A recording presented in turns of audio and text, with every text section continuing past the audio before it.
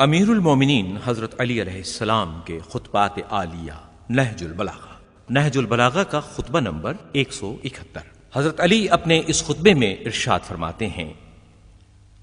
وہ اللہ کی وحی کے امانت دار، اس کے رسولوں کے آخری فرد اور اس کی رحمت کا مژدہ سنانے والے اور اس کے عذاب سے ڈرانے والے تھے۔ اے لوگو، تمام لوگوں میں اس خلافت کا اہل وہ ہے جو اس کے نظم و نسق کو برقرار رکھنے کی سب سے زیادہ قوت و صلاحیت رکھتا ہو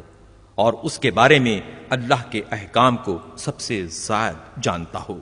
اے لوگو، تمام لوگوں میں اس خلافت کا اہل وہ ہے جو اس کے نظم و نسق کے برقرار رکھنے کی سب سے زیادہ قوت و صلاحیت رکھتا ہو اور اس کے بارے میں اللہ کے احکام کو سب سے زائد جانتا ہو۔ اس صورت میں اگر کوئی فتنہ پرداز فتنہ کھڑا کرے تو پہلے اسے توبہ و بازگشت کے لیے کہا جائے گا، اگر وہ انکار کرے تو اس سے جنگ و جدل کیا جائے گا۔ اپنی جان کی قسم، اگر خلافت کا انعقاد تمام افراد امت کے ایک جگہ اکٹھا ہونے سے ہو تو اس کی کوئی سبیل ہی نہیں، بلکہ اس کی صورت تو انہوں نے یہ رکھی تھی کہ اس کے کرتا دھرتا لوگ اپنے فیصلے کا ان لوگوں کو بھی پابند بنائیں گے جو بیعت کے وقت موجود نہ ہوں گے، پھر موجود کو یہ اختیار نہ ہوگا کہ وہ بیعت سے انحراف کرے، نہ غیر موجود کو یہ حق ہوگا کہ وہ کسی اور کو منتخب کرے۔ امیر المومنین حضرت علی علیہ السلام اپنے اس خطبے میں ارشاد فرماتے ہیں، دیکھو، میں دو شخصوں سے ضرور جنگ کروں گا، ایک وہ جو ایسی چیز کا دعویٰ کرے جو اس کی نہ ہو، اور دوسرا وہ جو اپنے معاہدے کا پابند نہ رہے۔ اسی خطبے کا ایک جزو یہ ہے جس میں حضرت علی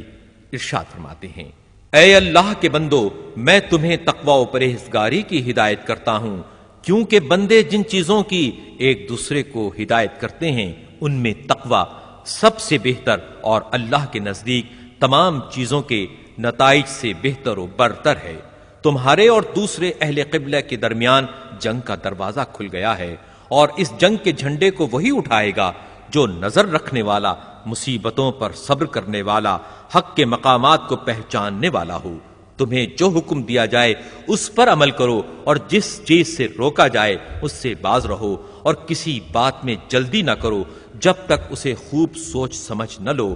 ہمیں ان امور میں جن پر تم ناپسندیدگی کا اظہار کرتے ہو غیر معمولی انقلابات کا اندیشہ رہتا ہے۔ دیکھو، یہ دنیا جس کی تم تمنا کرتے ہو، جس کی جانب خواہش و رغبت سے بڑھتے ہو، جو کبھی تم کو غصہ دلاتی ہے اور کبھی تمہیں خوش کر دیتی ہے، تمہارا اصلی گھر نہیں ہے، نہ وہ منزل ہے جس کے لیے تم پیدا کیے گئے ہو، نہ وہ جگہ ہے جس کی طرف تمہیں دعوت دی گئی ہے۔ دیکھو، یہ تمہارے لیے باقی رہنے والی نہیں، اور نہ تم اس میں ہمیشہ رہنے والے ہو۔ اگر اس نے تمہیں اپنی آرائشوں سے فریب دیا ہے تو اپنی برائیوں سے خوف بھی دلایا ہے، لہذا تم اس کے ڈرانے سے متاثر ہو کر اس سے فریب نہ کھاؤ، اور اس کے خوف زدہ کرنے کی بنا پر اس کے طمع دلانے میں نہ آؤ۔ اس گھر کی طرف بڑھو جس کی تمہیں دعوت دی گئی ہے، اور اس دنیا سے اپنے دلوں کو موڑ لو۔ تم میں سے کوئی شخص دنیا کی کسی چیز کے روک لیے جانے پر لونڈیوں کی طرح رونے نہ بیٹھ جائے۔ اطاعت خدا پر صبر کر کے، اور جن چیزوں کی اس نے اپنی کتاب میں تم سے حفاظت چاہی، ان کی حفاظت کر کے اس سے نعمتوں کی تکمیل چاہو۔ دیکھو، اگر تم نے دین کے اصول کو محفوظ رکھا تو پھر دنیا کی کسی چیز کو کھو دینا تمہیں نقصان نہیں پہنچا سکتا، اور دین کو ضائع و برباد کرنے کے بعد تمہیں دنیا کی کوئی ایسی چیز نفع نہ پہنچائے گی جسے تم نے محفوظ کر لیا ہو۔ خداوند عالم ہمارے اور تمہارے دلوں کو حق کی طرف متوجہ کرے، اور ہمیں اور تمہیں صبر کی توفیق عطا کرے۔